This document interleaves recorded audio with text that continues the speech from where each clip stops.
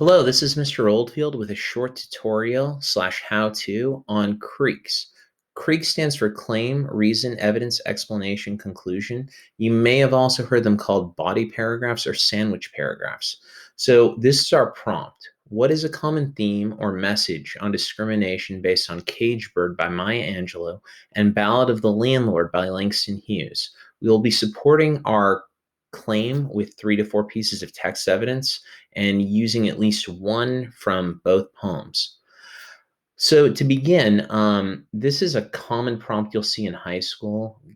Here's 2 sources, compare them, provide something about a common theme. So for our claim, we'll want to go ahead and provide a statement that we're going to be supporting all throughout our CREEC. You'll want something that you can find evidence to support, and you can write explanations to support. So in Langston Hughes' poem Ballad of the Landlord and Maya Angelou's poem Cage Bird, the poet demonstrates that racial discrimination leads to human suffering in African American communities. So that's the statement I'm going to be supporting.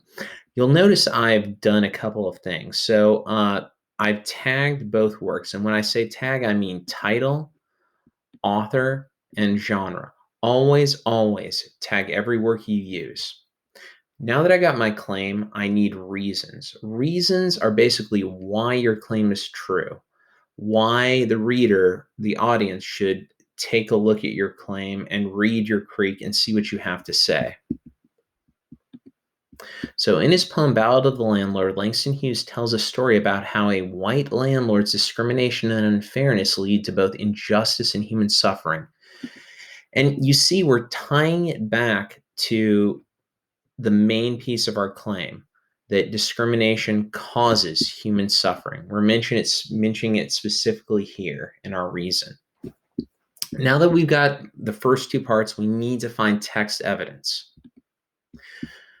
So when you're putting together your evidence, make sure you're using transitions. You can't just drop the evidence in your essay and expect your reader to follow along. They'll get lost.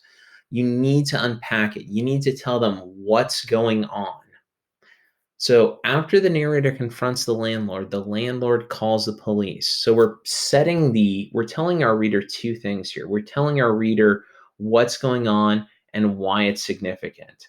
So after the confrontation and the landlord calls the police, that's why this quote's important. Then we're going to provide our quote. Man threatens landlord, tenant held, no bail. Judge gives a Negro 90 days in county jail. Hughes 31 to 33. So the thing I've done here, guys, at the very end is I've provided an Mla citation. For poems, you're going to use the first and last line. If it's an article or book, you can use the page number.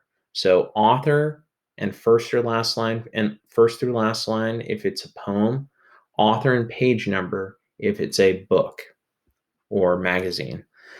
Also, I've separated each line with a slash. You don't have to worry about doing that if you're citing a text. Just place the text in the way you saw it in the original work.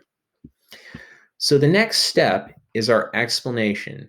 This is the part that, in many ways, is a lot of work. So you're going to provide 2 to 3 sentences where you connect the evidence to your reason.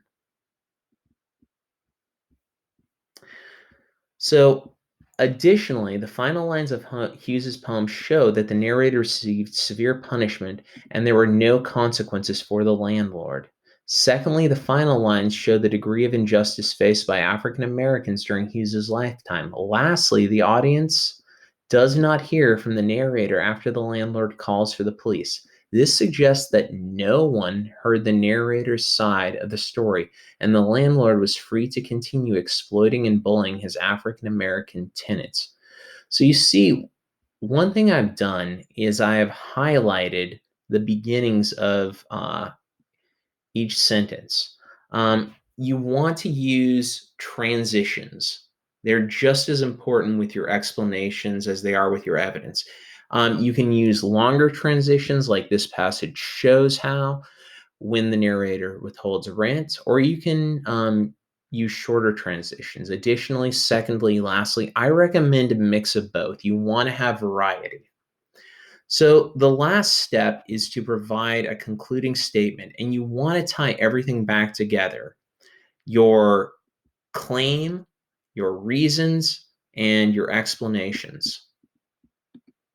Okay, so we're also going to mention both of our works again. In Maya Angelou's Caged Bird and Langston Hughes' Ballad of the Landlord, Maya Angelou's Caged Bird and Langston Hughes' Ballad of the Landlord clearly show how racial discrimination and injustice caused human suffering in African American communities during the poet's lifetimes. So we're restating our claim here, just doing it a little more forcefully. In Hughes's poem, we see how discrimination leads to suffering, and in Angelou's poem, we see how suffering caused by discrimination and injustice causes oppressed African Americans to dream of freedom and equality. So, the last thing I've done is I've provided a final thought or question. I always recommend you do this as a way of showing your reader, the audience, that you really put a lot of thought into this essay or these body paragraphs. Hughes and Angelou's poems beg the questions: has our society changed? And if not, then how can we change our society so that everyone is valued and treated fairly? So the rhetorical question, a question that's just going to make your audience think rather than answer the question, is kind of one of the go-tos for a final thought. So just to recap, make sure when you're writing your CREEC that you tag your both works in the beginning. Make sure that you properly format titles. Make sure that you're using transitions and citations. And also use transitions in your explanations. When you're writing your conclusions, make sure that you mention both works again. You restate your claim strongly. You reconnect it to your explanations and reasons, and leave a final thought. If you have any questions, please post in the comments, or get a hold of me on via email or Google. Have an excellent day.